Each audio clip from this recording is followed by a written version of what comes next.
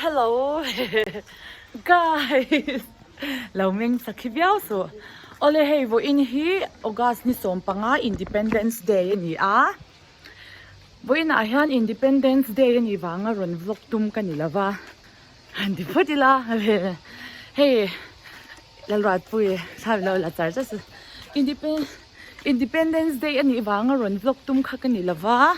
Vo in hi kala vlog don chan chu Zoram Presbytery kan ka ushan Shillong Mizo church. Tin kan cheng do na mo.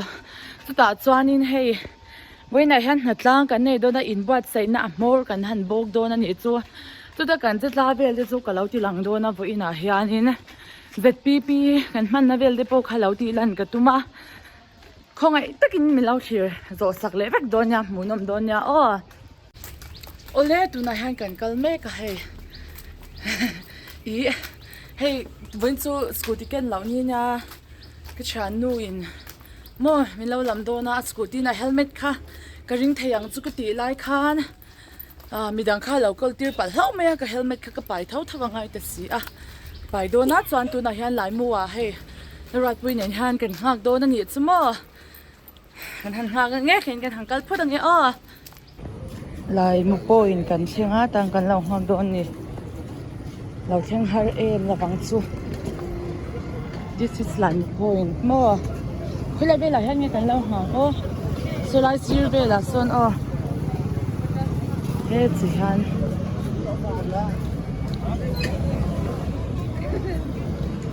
He la ma kan lau ha kan so lam su kan kal na tur nya. Ma se so lam achong kan lau mo do na ni. Kong cross te hi chu motor hi tam ma se a har sa over la ba. Eh alau theng der mai hey. Ole. Hey hal below the passenger princess voin su kan ni do na ni. Passenger princess kan ni lo na ni rei to ka ka helmet hi te de ma kan lu yan bok sa mo. Oi ba theng nge am ka lo sang ha lo ko sa ma to ni. Ole. Đến đi. Ba ba ka ri ka u tu ra ha ya. Tu su a. Oh bye.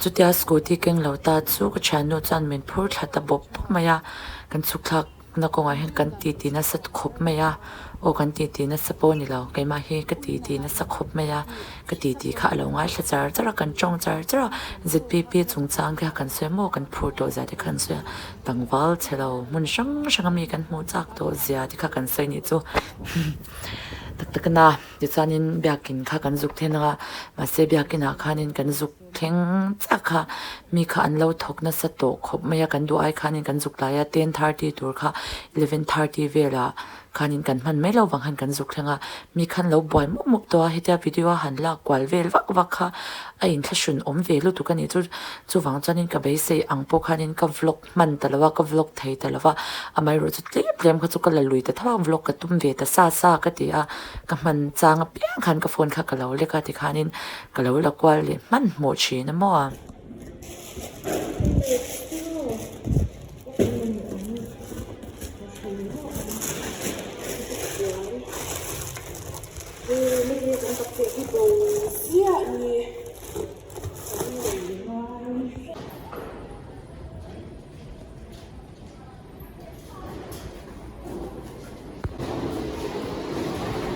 video palak hai apa sira ani a Reverend Dr. Bill sira kai sil kan la si zor kan humya la wa ai ni lo oi om lo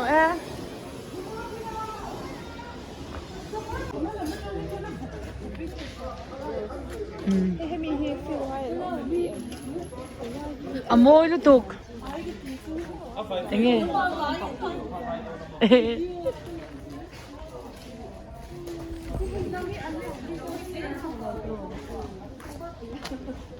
Tihanin ka boy ha charger ni so guys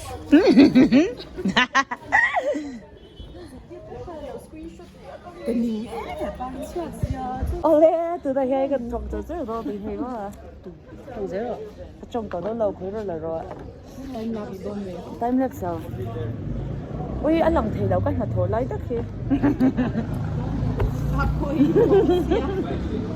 anh hạt thổ về chỗ nào video là biết gì vậy tiểu lâu mấy nên chỉ là được cô hay cần xin sẽ bánh vải lúc tụi con mua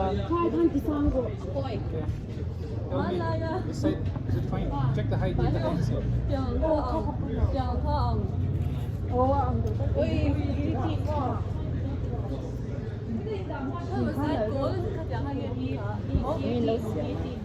3D tour.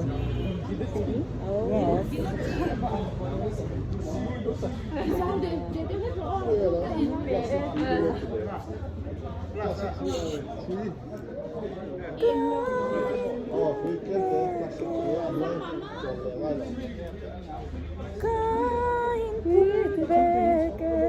Oh my gosh, ka phone ron with lots may. Hey, ka phone This one.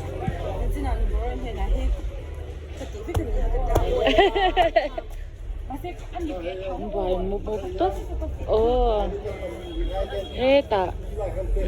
Photo booth turan lau sambo ka. He's Steven anya kan sound lam in charge German. Lau secretary mi ka. Oh, anita. This is Naki Fel. Ema ueng zwali nen o in mail to set. Yan ueng zwal eng tin mo ka ti le don he mi hi. John kan se panga kan ti than le don ti na o lo lu le phot ro. Yes sir. Ema hi tang lam chi kan ni lo vel tu ka he guest te la top top chi hi kan ni ve mo.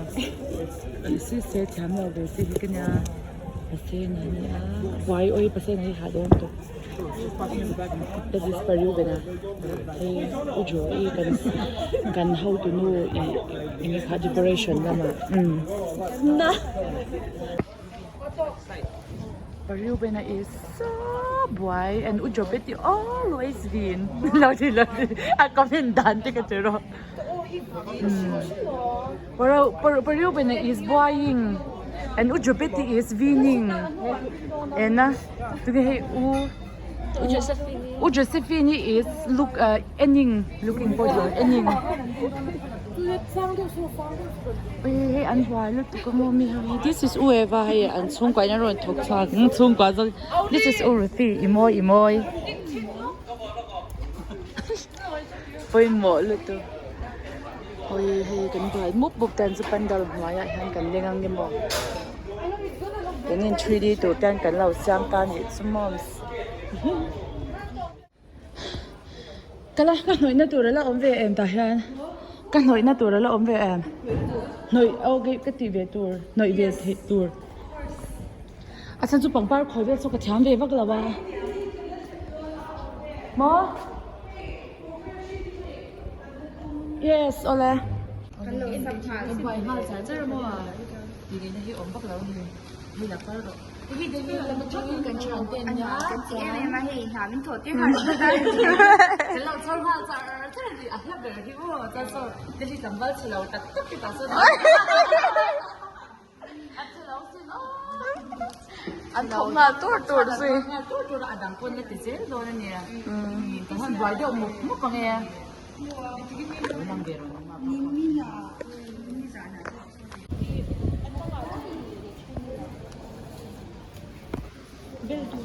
Hey moms, oi moi tuks moms. Koin lang patayo lang. Ole tu na han kan boy em ani. Mo? Oi ngai lok so. An lo chu ha dam to em ani. This is upate ya. Exam man ye. Mo? Kan lei don nya.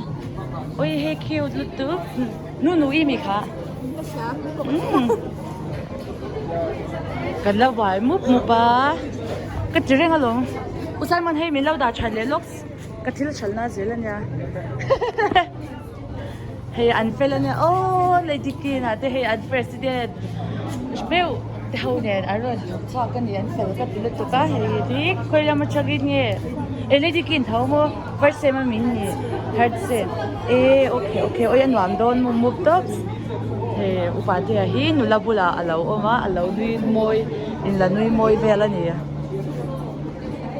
So ta son Urigia, Kaparigia de, Urade de, Usomaten Oma, Sota son RSB Oma, Swan, Helma Bagin Truakanunga Hagan Shufaya, Anok Kopmea, Sota sonin Umartina ten Oma, Uinote, Ucrisaten Omania. So, usiam te le au be ki den ni ya lo bai bai lok te usiam te u bek lo bai bai ruwa nuam em sin mo hei kanin bat sai muk to ni hei ta hianin nei miss my driver over oi hei lipstick te kha ko ki ma chuan lipstick kha shal pa ni chu hei collagen nen mo sachet sakuno ami kha loks amin kha ka theng hil o sakun saikono song le o fan lama a thok do na mo kan ti chu le chu bike chu le hei kan bia kin ko kan ti mup to ni mo ka boy le tu ka kai ma hi mo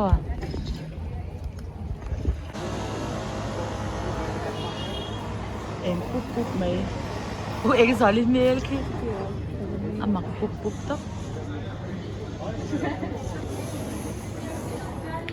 la bye bye ru chele tuk an bai mup smay ni pase ni ha to em i ha to em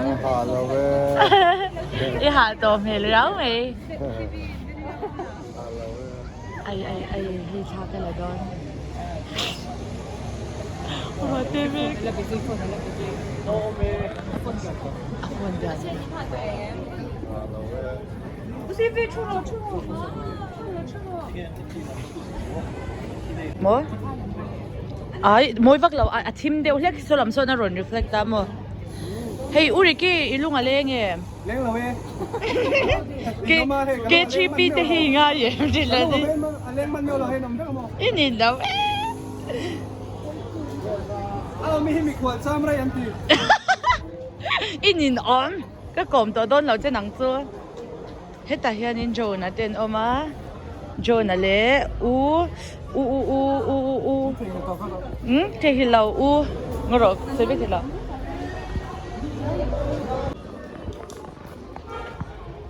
ngai papa wa te pazira te pangura te nya so ta son in ha to kan ko shanu pa te ni an fel to man ya o ten lo ti ru tan like and subscribe lo ti ru le oh yes an fel nya oh hey kapa te ha wan ni here hey RST anya oh hey precious ke si khai induk der lau ro se ron ko tuna hanin kan jok try phot do na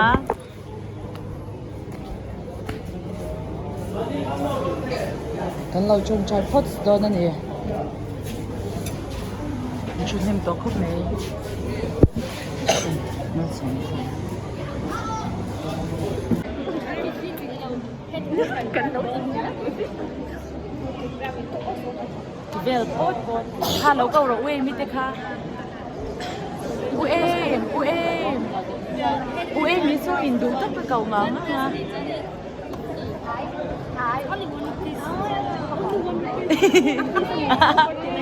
amak to oi ai in nak chat la usia hi mo inte ma se glora la en nok te hey ani wow ilang chara mai amak zok ka be se I khum tak mai kan chong chai hari đầu na Zoram Presbytery Christian Shillong ni voi riat na ta na la pun sai chu ro kin ta re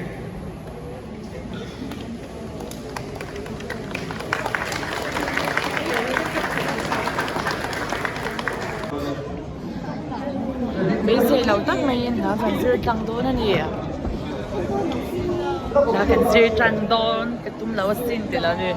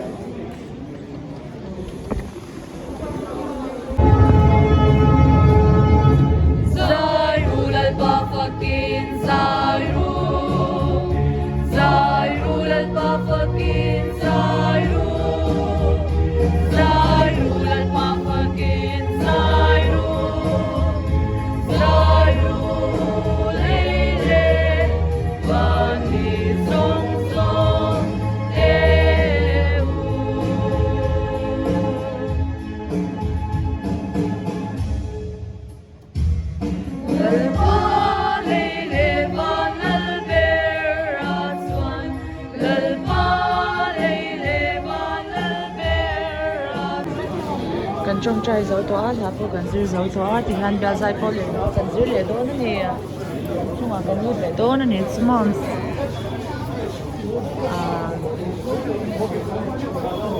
mà rồi số là mà ông anh nhang mua đến nhà là gì hey là mà hiền hey cái dai cô member puite anh ông á cần biết gì thì hậu thế hey hi lal shat puya ni a he chu eng ma ang tai ma kan chan samuel an he ngor olo ko e o he urau thara ni a o pressure sik lamin bat sai na lo zo te ni lom ni den ne hey lal se ma hi sinota ka ki chi na ni mo oi so la ma son kan ei rong vol tu te no ma oi ano ma chang so white char singa chang to in White certo. Urate. Again. Oh, tu kan in loks. Oh. Hey, visit te. Oi, urau charale bokania. CV te chan he kan mi palam te. In photo M guys. Guys in photo M. Urate. In photo M guys. Anh ấy chọn ring to kinh nghiệm giai đoạn về sẽ miễn sạc. Ok, khơi trong in nghe Shillong police nghe mồi yong nghe. Ok. Ole ring de bina ron zai thau do na ni. So nu ta sang over kat police. Kan berbiala obi ni boka chanin Shillong police kau shana ni ama sa police ni. Lal din sa gin hinom. Hey lal din sa nga aniya azai chiama. Masi a in la loki em ni. Din pere kani. Chuan so ta te chuan mi khan na chu zai kan han zir le mo chuan jabes ani dro jabes a so milaro nya hey kan la boy muk khop me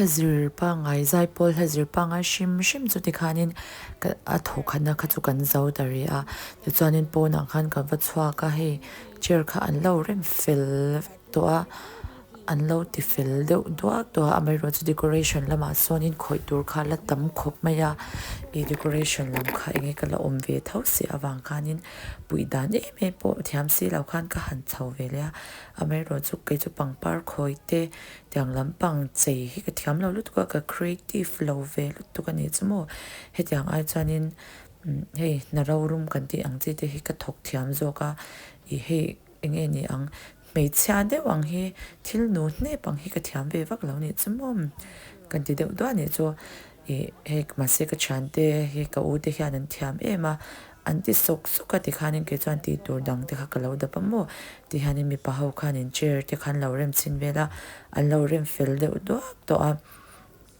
an thok rim mup khop mai Tuna hianin praise group in na kan zirle do na hey hi somte ani a kan keyboardist tur ani lova kan guitarist tur ani a praise team min so thum em ron zai tur Joseph ani a a thum chadon di sang a hi sang em a ron zai tur so ron zai pa ngai tur ani a pere ka rapani chu chuan This is Ukris kan guitarist how tur chuan hei kan drummer turanya hei kan keyboardist turanya chuan Heleni po hi kan alto turanya akim to inka shadi khan hei anwam don khop me chuan hei kan khwang pu tur Casey ania Casey mo lam no le chuan heta apoi mo ber ge ma mo ro lok so guys apoi mo ber ge ma na shul tur ke ni chuan kan lo zai ho chan do na ni hian ka hla kan sa do na ni mo kan zir don ni zai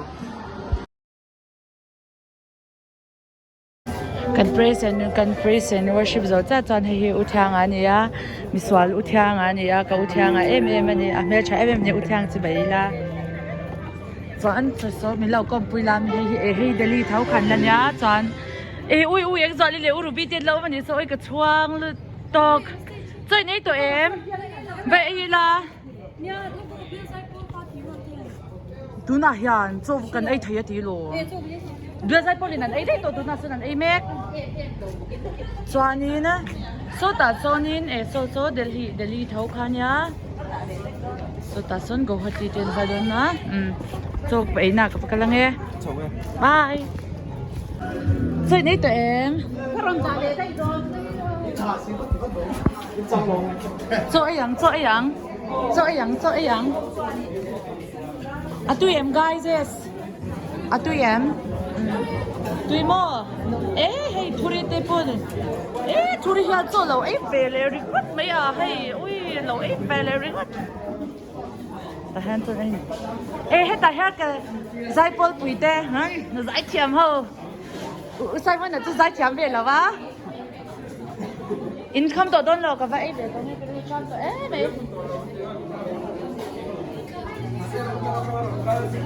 mày asem tu te hi an fel em ani mo en ki mai ti mai me lo so ka han phat ang lai chanin ka block pe lo ka du chi na mo kan zo thuak to zo thuak ta em zai kan practice so ten ho to don mi bye bye wow it's a mi unboxing la wow oi thil thari nei big don ni mo wow dingal cha wow rong kha mo lu to ka rong kha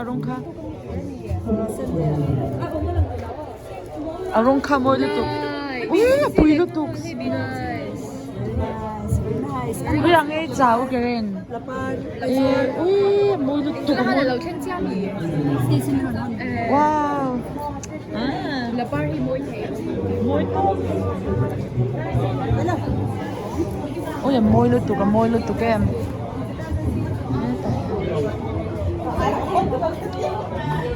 số ta số nên ai cái là người dư lệ đâu nữa ai cái là để bảo số là người dư đâu nữa cái này chú cần chuyên thầy tổ anh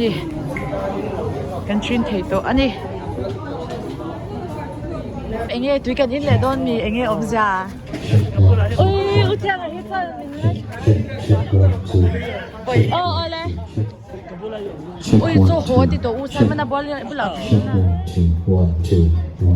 lẽ hay cần hồ tổ đó này this is út theo my best friend ngồi rồi hết là như thế khác sao mà anh kan kau do na ni helani te kan ho to do na kai ma ni hau chu lo wa ho wat kha kan tu ta ni chu mo uthyang a hi ka best friend ani a hi ka kwa chok chok ni uthyang a hian thelin pe do na ni asak te a pakar tro ole ui nuam tuk ai ki kan no set me ti khong le kan no set to na ya hei tangwal sai mo na tangwal man tau ka ra ka chang me ka min tha na nge min phur ho sham ma kan lom em ani hei hu usai man na tangwal man tau ani min kha tu ra ni ya tu na hian kan bial ke GP leader ani bek bokatin nak tu nuwa ti ro kan sir how tur kha usai man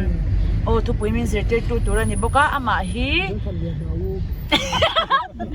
nge pathian thula ma MTH mi kha usai man ni zo kha BD mo BD zo chat sto boka ni hei pasalin du chuan base nu pui hi ala du bak lo ni ole ton chum kan video tan chan khati zong khalo ni le phot mai sela a in khom pui tak ate po kharon lak chau zel a ron vok chau zel te ka lo tu manga amero chu kan bai don lu to ka chuti ra chon arem chan dan ang khan lo lak lui kha ka lo tum don ani milo clear sak tu zong de in zawain tun tan chuan bye bye ve kule